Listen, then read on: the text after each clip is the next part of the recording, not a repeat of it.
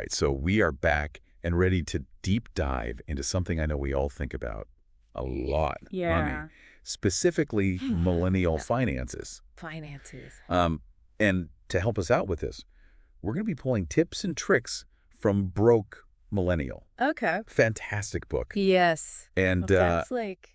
what I love about this book is it's Yeah. like having a personal finance guru in your pocket. Yeah. But minus those like stuffy lectures Right. that you sometimes get. Yeah. It's very straightforward. Yeah. And I think one of the most refreshing things about this book is that it doesn't just throw generic advice at you. Yeah. You know, it really starts by encouraging you to understand your own money blueprint.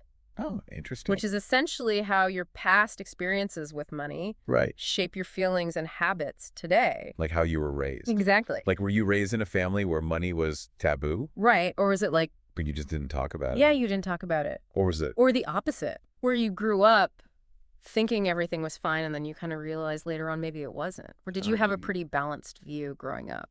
Yeah, that's so true, because once you figure out those patterns, Yeah. you can break free from anything that's not helpful. Yeah. It's like almost like that aha moment. Yeah. When you're like, oh, okay, that's why I do that with money. Totally. And it helps you to stop kind of sabotaging yourself, essentially. Exactly.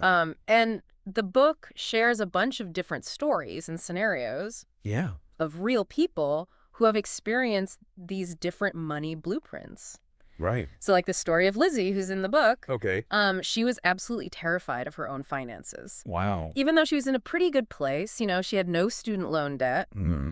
But it turned out that her family just like never talked about money growing up. Right. And so because of that, she just avoided it completely. Oh, I can relate to that. Yeah. Years I would just shove bills in a drawer and hope that they'd magically disappear. And that avoidance can really hold us back. Totally. Right, because it prevents us from making smart decisions about our money. Exactly. And building that secure future. So, okay, so we figured out our money blueprint now.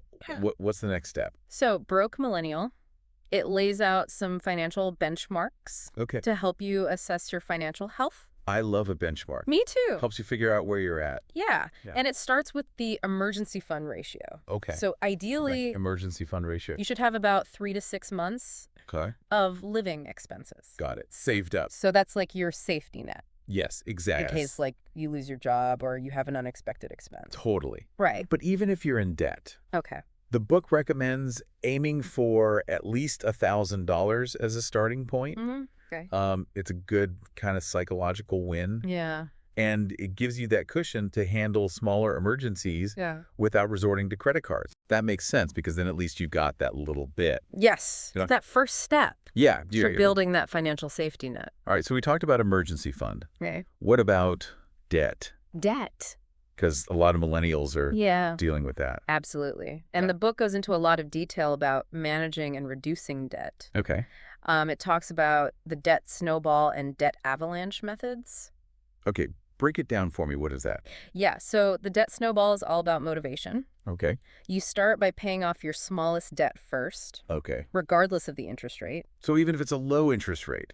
Exactly. Just knock it out. You just get that win. Get it out of the way. Yeah. Okay. The idea is that those quick wins give you a sense of accomplishment, which helps to keep you going. It's like a snowball effect. Yes, exactly. It starts small, but then it gains momentum. Yes. All right. Love that. So then the debt avalanche method is more about saving money in the long run. Good. So you target the debt with the highest interest rate first. Got it. Even if it's the largest balance. So you're minimizing the amount of interest you're paying. Right.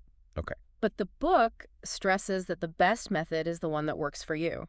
Okay. And that keeps you motivated to actually pay down your debt. So whatever gets you to actually do it. Exactly. That's the right answer. Yeah. Okay, so this is interesting. Okay. You should not wait until you are completely debt-free to start saving. That's right. What? Yeah. But shouldn't you, like, throw all of your money at your debt? It seems that way. First. Right. And then start saving. Logically, it seems like that makes sense. Right. But the book uses the story of Emily Godetius to illustrate why saving while in debt is crucial. Okay. So she was like laser focused on paying off her credit cards. Okay. And then a medical emergency happened, Right. which totally wiped out her savings and put her back in the red. Yeah, because life happens. Exactly. Life happens. You just never know. You never know. Oh. And that's why it's so important to have that financial cushion. Yeah. Even a small one. Even if it's small, yeah. So even if it's $5 or $10 per paycheck, set it up. Automatic transfer. Pay yourself first. But pay yourself first. That's a great way to say it. Yeah. And then it'll go into your savings account. Yeah. And you won't be tempted to spend it. Exactly. Okay. And it really does make a big difference over time. Small, consistent action. Small, consistent action. I love that. Like compound interest. Speaking of which, yes. Broke Millennial dives into credit. Okay. Scores and reports in a way that actually makes sense. Yes. I used to think credit cards were just evil. Yeah. Like little plastic traps. Yeah. Designed to make me overspend. A lot of people feel that way. But this book demystifies credit. Yeah. And talks about how it can actually be a powerful tool. When used responsibly. Responsibly. And they've got insights from a credit expert in the book named Rod Griffin. That's right. Who busts some of those major myths. Yes. Like the one that you have to carry a balance to build good credit. Oh, yeah. That's just not true. You do not need to pay interest to improve your score. Okay, so what are some key things to know about building good credit? Okay, so the most important thing Yeah. is paying your bills on time every time. Okay. That just shows lenders you are reliable. Makes sense. Then you want to try to keep your credit utilization below 30%. Okay, so say my limit's $10,000. Yeah. I want to keep my balance below $3,000. Exactly. Yeah. And also, don't stress too much about credit inquiries. Oh. Right. You know, those are the little pings that happen when you apply for a loan or a credit card. Okay. They actually have a pretty small impact on your score, especially if you're not applying for credit constantly. Good to know. Yeah. And the book even shares a story about how someone built excellent credit simply by using a credit card for small purchases and then paying it off right away. Oh, wow. So it's about demonstrating responsible credit behavior. Makes sense. Not avoiding credit altogether. So like building that positive track record. Exactly. Lenders. Yeah, and building good credit can save you thousands of dollars over your lifetime in the form of lower interest rates on loans and mortgages. Wow. So it's worth putting in the effort to figure out how it works. Absolutely. And how to use it wisely. It's like a secret weapon. Yeah. In your financial arsenal. Hey, let's shift gears now and talk about something that can be a major source of stress. Okay. For many millennials. All right, Those awkward money conversations with friends. Yeah. You know, when everyone's ordering all this different stuff. Yeah. And you're trying to stick to a budget. Or when your friends want to do these fancy outings, but you're like drowning in student loan debt. Oh, yeah. These are relatable scenarios for sure. And Broke Millennial has some good advice for navigating those tricky situations. Tell me. The key takeaway is clear communication and setting healthy boundaries. Got it. So it's not about being a hermit and avoiding social situations. Right. It's about finding that balance that works for you and your finances. Yeah, the book suggests being upfront with your friends about your financial situation. You know, and offering alternative budget-friendly activities that you'd be happy to participate in. So instead of saying, no, I can't go, you say, hey, how about we do this instead? Exactly. I love that. Be creative. Find ways to connect without breaking the bank. And the book also stresses the importance of knowing your financial friendship Dynamics, yes. Like some friends are cool with just like splitting the bill evenly, no matter what. Evenly. Some want to pay for what they got. Yeah. So it's good to have those conversations up front. Right, totally. To avoid the awkwardness later. Yes, and we're so lucky. We have Venmo and Splitwise. All those apps that make it so easy. Exactly. Okay, so that was friends. Okay. Let's talk about partners. Partners. Because those money conversations can be even more delicate. Absolutely. Broke Millennial encourages couples to get financially naked. What does that even mean? Yeah. I know it sounds a little scary. It does, but it really just means being completely transparent with each other about your financial situation. Okay. So being upfront about your income, your debt credit score, spending habits. Got it. Financial goals. So you're just laying it all out there. You're laying it all out. Creating that shared understanding. Yeah, and the book emphasizes that these conversations shouldn't be a one-time event. Right. They should be ongoing dialogues. Oh, that makes sense. Right. As your relationship progresses, Yep. your financial situation changes, you should be talking about these things. Because life changes. Exactly. Okay, but what if those conversations lead to conflict? Right. Especially if there are significant financial differences between partners. Yeah. How do you handle that? Well, disagreements are bound to happen. Right.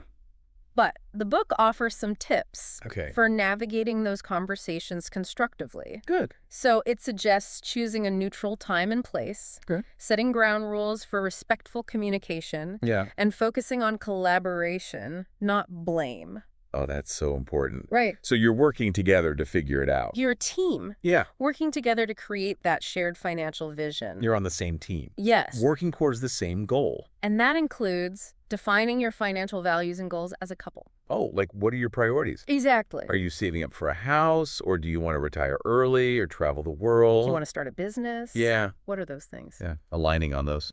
Aligning on those big picture aspirations can make those day-to-day financial decisions so much easier. Right. Because you know what you're working towards. You know what you're working towards.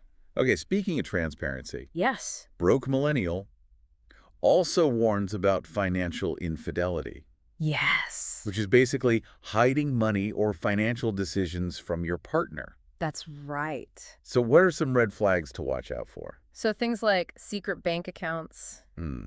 hidden credit card debt, Okay. unexplained spending, Yeah.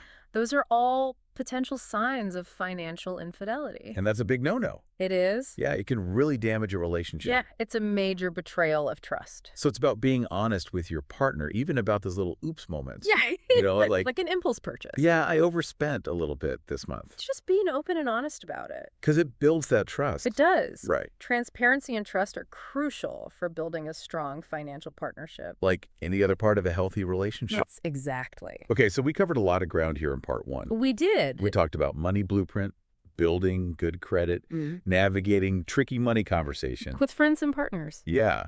But before we move on to part two, Okay.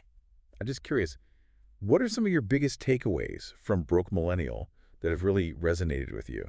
So one of the most powerful messages for me is that financial success isn't about deprivation. Okay. It's about aligning your spending with your values and goals. Yeah. Making conscious choices that support your overall well-being, not blindly following those societal pressures or trends. So it's about defining what financial freedom means for you, Exactly. not chasing some arbitrary number Right. in your bank account. Yeah, and it's also about recognizing that it's okay to ask for help along the way. Yeah. Whether that's from a financial planner or friends who have experience or just someone who's been there. Yeah, Broke Millennial does such a good job of highlighting It does. the resources that are available. Yes. Budgeting apps, Yeah. financial education websites, online communities, Yeah. where you can connect with other millennials who are facing similar challenges. So you're not alone You are not alone. in this. It's about building that support system that empowers you Yes. to take control of your finances And achieve those goals. and achieve your goals. Love it all. Yeah. That was part one. That was part one of our deep dive into Broke Millennial, Stay tuned for part two. where we'll be tackling Even juicier topics. Yeah. Like homeownership and investing. Get ready. All right, so welcome back to our deep dive into Broke Millennial. Yes. In part one, we tackled some pretty big topics, Yeah. like understanding your money blueprint Right. and building good credit. Yeah. Now, get ready to unpack something that's probably on a lot of millennial minds. Okay. Homeownership. Oh, yeah. Is it the ultimate dream or a potential financial headache? That is a great question. And Broke Millennial actually tackles this topic head on. Offering a balanced perspective that goes beyond that glossy buy a house, settle down narrative. Right. So it's not just about blindly following that traditional path. Not at all. Okay. It encourages us to carefully weigh the pros and cons of buying versus renting, Yeah. especially considering factors like affordability Right. and lifestyle. Okay. And it features insights from Lauren Bowling, who's a homeowner who embraces the freelance life, Okay. and Scott Trench, who's a real estate expert focused on maximizing returns on investment. Okay, so it's really about figuring out what works best Yeah. for your individual circumstances. Yeah. So speaking of which, what are some of those hidden costs of homeownership Right. that often get overlooked? Yes. Beyond the down payment and mortgage, Yeah. there are property taxes, Right. insurance maintenance, and potentially those pesky HOA fees. HOA fees. If you're in a community with shared amenities. Oh, yeah, I forgot about those. Yeah. And you never know when, like, a pipe's going to burst or something. Right. And you're going to have to pay Those surprise repair bills. Thousands of dollars. Yeah. They can definitely throw a wrench in your budget. Totally. Yeah. And the book shares a story about Lauren Bowling, Yes. who realized that while homeownership felt empowering, it also came with a lot of responsibility and unexpected expenses. Yeah. Broke Millennial emphasizes that buying a home is a significant financial commitment Yeah, that requires careful planning and budgeting. totally. You can't just jump into it. It's not a decision to be taken lightly. Okay, so you're saying don't just rush into it. Yeah, Make sure that you're really prepared. exactly. Okay, and the book also challenges the assumption that renting is just throwing money away. Absolutely. Because I've always heard that. Yeah. Like, Renting can make perfect financial sense Yeah. in certain situations. like what? Like if you're prioritizing career flexibility, Okay, or if you're living in a super expensive city, right. or if you're simply not ready for the responsibilities that come with owning a home. Makes sense. It's about aligning your housing choices with your overall financial goals Right. and lifestyle. So there's no one right answer. Exactly.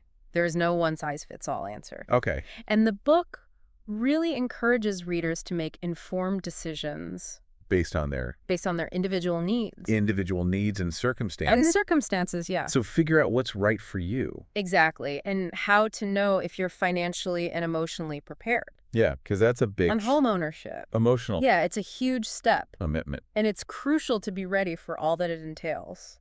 Okay, let's move on to another topic that can be a bit awkward to navigate. Okay. Money conversations with friends. Oh, yes. You know those moments when you're trying to stick to a budget, Yeah. but everyone's ordering appetizers and drinks and dessert? I think we've all been there. So Broke Millennial gives us some really practical tips Yes, for handling these situations. it does. So give us the lowdown. How do we navigate these social gatherings without sacrificing our financial goals? Communication is key. Okay, I love that. Yes. The book suggests having open and honest conversations with your friends Yeah. about your financial situation. So just be upfront. Be upfront. You don't have to go into every detail. Right. But explaining that you're trying to be more mindful of your spending Yeah. or saving for a specific goal can go a long way. So just setting those boundaries. Setting those Fair. boundaries, yeah, and being upfront about your priorities. And offering alternative budget-friendly activities can help too. Right. So instead of going out to that fancy dinner, Yeah, you could suggest a potluck or a game night exactly. at someone's house. It's about finding those creative ways to connect Yeah. without overspending. And it shows your friends that you're still interested in hanging out, Yes. even if you're not up for the most expensive option. Right. And Broke Millennial also highlights the importance of being aware of different financial friendship dynamics. Yes. Because some friends are totally fine splitting the bill evenly, Right. no matter what everyone got. Right. And some really want to pay for exactly what they ordered. Exactly. So it's good to have those conversations up front Totally. to avoid any awkwardness. Yes. And thank goodness for apps like Venmo and Splitwise. Yeah, all those apps. That make splitting bills So easy. so much easier. Okay, let's talk about those money conversations with partners now. Okay. Broke Millennial Yeah. uses the phrase, get financially naked, Yes. when discussing this. What does that entail exactly? Yeah, I know it sounds a little scary. It does. So what does that actually mean? It means being completely transparent with each other about your financial situation. Okay, This includes your income, your debt, your credit score, laying it all out there. your spending habits, Okay, your financial goals. you're on the same team, It's about creating that shared understanding working towards the same goal. of your financial realities and working together as a team. Okay, but how do you approach these conversations Right. in a way that's constructive and avoids turning into a fight? Yeah, the book has some advice on that. Okay. It suggests choosing a neutral time and place Okay. to have the conversation, setting ground rules for respectful communication, Yeah. and focusing on collaboration rather than blame. So you're coming at it from a place of, Yes. we're partners, You want to figure this out together. Your partner's in this, working together to figure out what works best for both of you. And it's not just a one-time conversation. Right. This is ongoing. It should be an ongoing dialogue as your lives and your financial situations change. Right, because things change. They do. Life happens. Exactly. And you might be faced with more complex financial decisions. Right, like deciding whether to buy a house, how to save for retirement, how to manage joint finances. Broke Millennial also talks about aligning on those bigger financial goals and values as a couple. Yes. Do you prioritize saving for a down payment on a house? Okay. Early retirement, traveling the world? It's good to know that. It is. Yeah. Aligning on those big picture aspirations can make those day-to-day financial decisions so much easier. Right, because you know what you're working toward. You know what you're working towards. All right, so now on a slightly less cheery note, Broke Millennial also warns about financial infidelity. Yes. Which is essentially hiding money or financial decisions from your partner. That's right. So what are some red flags to watch out for? So the book mentions things like secret bank accounts, hidden credit card debt, and unexplained spending as potential signs of financial infidelity. And these actions can be a major breach of trust. Damage a relationship. Yeah. So it's really about being honest. It's open and honest with your partner. Yeah, even about those little oops moments, like an impulse purchase or overspending. Yeah, I may have gone a little overboard. Just be honest about it. This month. Yes. Transparency and trust are crucial for building a strong financial partnership. Yeah. Just like any other aspect. It's any other part. Of a healthy relationship. Of a healthy relationship. Yeah. Okay, so before we wrap up part 2, let's switch gears and talk about something a bit more positive. Right. What are some of the most empowering insights that you've gained from Broke Millennials? So one of the most valuable takeaways for me is the emphasis on aligning your spending with your values and goals. Okay. It's about making conscious choices with your money that support your overall well-being. So you're not just throwing money away. Rather than just following trends or trying to keep up with others. So it's about defining what financial freedom truly means for you. It's about creating a financial life that allows you to pursue your passions and live a fulfilling life. I love that. And Broke Millennial reminds us that it's okay to ask for help along the way. It does. Right. Whether that's from a financial planner or trusted friends who have experience with managing money. So find people that you trust. Yes. And ask for their help. Yeah, and the book highlights the resources that are out there. Yeah, like those budgeting apps. And the financial education websites. The websites and the online communities. There are so many tools and resources available to help you on your financial journey. So no matter where you are. On your financial journey. You've got this. There are resources to help. So it's about finding those resources. Right. Building a support system. Yes. And really empowering yourself. To take control. Of your finances. Okay, so that wraps up. Part 2 of our deep dive. Into Broke Millennial. Stay tuned for part 3. Where we'll delve into even more juicy topics. Like investing and retirement planning. Get excited. Welcome back to the final part of our deep dive into Broke Millennial. Yes. We've covered so much ground already. Yeah. From understanding your money blueprint. Right. To conquering debt. To navigating those tricky money conversations. Yes. To the realities of homeownership. All of it. Now we're going to look ahead and tackle something that might seem far off. All right. But it's super important. Yeah. Retirement. Yes. You know, it's funny. We often think of retirement as something way out there in the future. Way out there.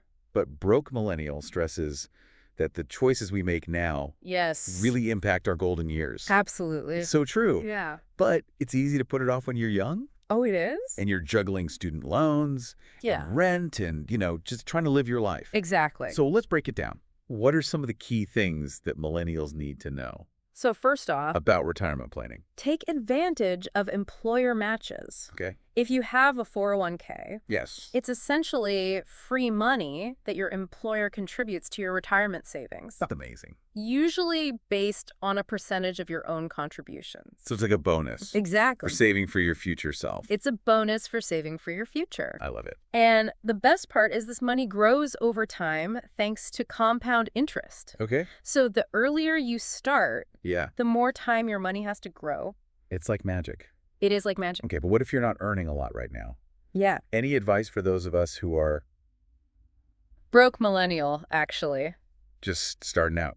Stresses that you don't have to contribute a huge chunk of your paycheck right away. Okay. Start small Okay. and be consistent. Okay, so even if it's like, Even if it's $25 a week, yeah, just a little bit. it adds up over time. Okay. Especially with compound interest working its magic. Okay, so just establish that habit. Yes, establish that habit Yeah. of saving consistently. Even if it's small, Even if it's small at first, because it'll grow over time. it will. The book uses an example Yeah. of two hypothetical individuals. Yes. One starts saving early in their career. Right. One waits. Yes. And the difference in their retirement nest eggs Is mind-blowing. is huge. Thanks to compound interest. I mean, that's great motivation It is. to start early. It is. But retirement planning can feel really complicated. yeah. Like, do you need to be a financial expert to figure it all out? You do not. Okay. You don't need a finance degree to plan for retirement. That's good to know. There are tons of resources available to help you navigate the process, Like what? from online tools to financial advisors. Okay. And don't forget about IRAs, Right. those individual retirement accounts. Yeah, they're a great option if you're self-employed Okay. or don't have access to a 401k. So there are other options. There are other options. And there are different types of IRAs. There are. So do your research. Yes, do some research Okay. and figure out which one aligns with your financial goals. Break a Millennial also talks about finding the right financial guidance, Yeah. which it can be tricky. Yeah. It can be hard to know. Who to trust? Yes, and the book really emphasizes Yeah. that you don't have to do this alone. Okay. And it's important to find someone trustworthy Okay. who has your best interests at heart. But how do you find those people? Right. How do you know if you can trust them? The book cautions against those financial advisors who are really just salespeople in disguise, Oh, yeah. pushing products. Got it. That might not be right for you. So how do you find those trustworthy financial gurus? So the book recommends seeking out Yeah. fee-only financial planners. Okay. These professionals are legally obligated to act as fiduciaries, Okay. which means they're required to put your needs first. So there's no conflict of interest? Right. They're not incentivized to sell you specific products. And Broke Millennial also gives you a checklist Yes, it does. for vetting Vetting potential financial planners, making sure they have the right credentials and experience. and ethical standards. That's so helpful. It is. So it's not just giving you the advice, Oh, great. it's also giving you the tools to find the right help. Exactly. It's about equipping you with the knowledge Yes. and resources to take control of your financial future. Well, that wraps up our three-part deep dive It does. into Broke Millennial. We did it. I feel like we covered a lot of ground. We did, from understanding your money blueprint and conquering debt to navigating those tricky money conversations and planning for a fulfilling retirement. We really covered it all. We did. So as we sign off, what's the one big takeaway that you really want our listeners to remember from this deep dive? I think the biggest takeaway for me is that financial success isn't about deprivation. Okay. It's about making choices that support your overall well-being. Yes. It's about aligning your spending with your values and goals and creating a financial life Yes. that gives you the freedom to pursue your dreams. Broke Millennial really reminds us that it's never too early or too late It's never too late. to take control of your finances Yeah. and start building that future that you want. And no matter where you are in your financial journey, Yes, there are resources available to help you succeed. absolutely. So keep learning, Keep learning. keep exploring, and keep those financial goals in sight. You got this. You got this.